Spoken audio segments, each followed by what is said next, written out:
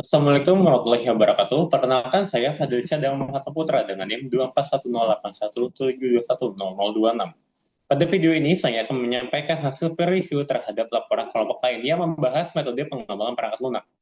Kelompok yang saya review adalah kelompok 2. Mereka dalam laporan mereka dan video yang mereka buat, kelompok tersebut menganalisis aplikasi Spotify menggunakan metode Adaptive and Modern Software Development. Metode ini merupakan pendekatan pengembangan perangkat lunak yang menekankan fleksibilitas serta kemampuan sistem untuk beradaptasi dengan perubahan kebutuhan pengguna selama proses pengembangan berlangsung. Pendekatan ini biasanya digunakan pada software modern yang membutuhkan pembaruan secara terus-menerus serta mampu menyesuaikan diri dengan perkembangan teknologi yang ada. Kelompok tersebut menjelaskan bahwa Spotify merupakan aplikasi yang sangat dinamis. Spotify secara rutin melakukan pembaruan fitur, perbaikan bug, serta peningkatan performa aplikasi. Selain itu, Spotify juga memanfaatkan data dan perilaku pengguna untuk pengembangan fitur seperti rekomendasi musik dan personalisasi konten. Berdasarkan karakteristik tersebut, mereka menyebutkan bahwa metode Adaptive and Modern Software Development cukup sesuai untuk menggambarkan proses pengembangan software Spotify. Selanjutnya, saya akan menyampaikan peer review terhadap laporan yang mereka buat, terdiri dari kelebihan, kekurangan, serta saran evaluasi. Dari sisi kelebihan, laporan yang mereka susun memiliki struktur yang cukup sistematis dan rapi sehingga mudah untuk dipahami. Selain itu, pemilihan aplikasi Spotify sebagai objek analisis juga cukup relevan dengan metode yang digunakan. Karena Spotify memang merupakan software modern yang terus berkembang. Penjelasan mengenai metode yang digunakan juga sudah memberikan gambaran dasar mengenai konsep metode yang fleksibel dan adaptif terhadap perubahan.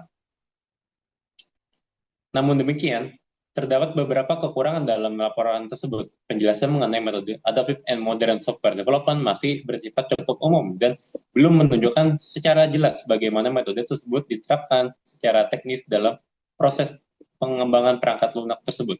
Selain itu, analisis terhadap penggunaan metode pada Spotify masih cenderung deskriptif dan belum disertai dengan argumentasi yang lebih mendalam. Laporan tersebut juga belum menjelaskan secara jelas tahapan atau alur proses pengembangan yang terjadi dalam metode tersebut. Berdasarkan hal tersebut, saran evaluasi yang dapat saya berikan adalah agar analisis tersebut yang digunakan dapat diperdalam. Misalnya, dengan menjelaskan bagaimana alur pengembangan sistem dilakukan atau bagaimana metode tersebut diterapkan dalam pengembangan fitur pada aplikasi Spotify. Selanjutnya, saya memberikan kritik terhadap metode Adaptive and Modern Software Development, khususnya jika diterapkan pada aplikasi berskala besar seperti Spotify.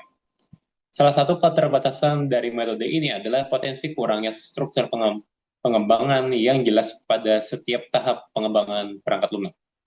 Jika proses pengembangan terlalu berfokus pada perubahan yang cepat, maka terdapat risiko terjadinya inkonsistensi pada arsitektur sistem serta kesulitan dalam menjaga stabilitas platform secara keseluruhan.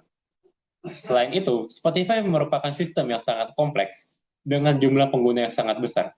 Dalam kondisi seperti ini, pendekatan yang terlalu menekankan fleksibilitas tanpa siklus pengembangan yang terstruktur dapat menimbulkan tantangan dalam pengendalian kualitas sistem secara koordinasi antara tim pengembang.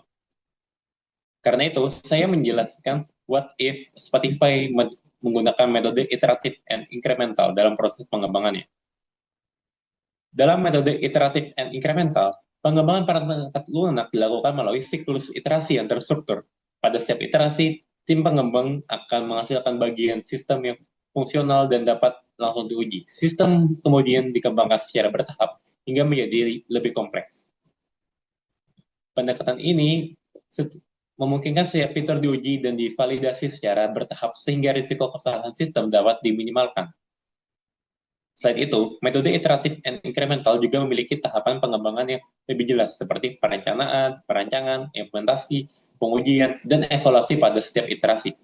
Dengan struktur tersebut, tim pengembang dapat mengelola kompleksitas sistem besar seperti Spotify dengan lebih baik serta menjaga stabilitas sistem selama proses pengembangan berlangsung.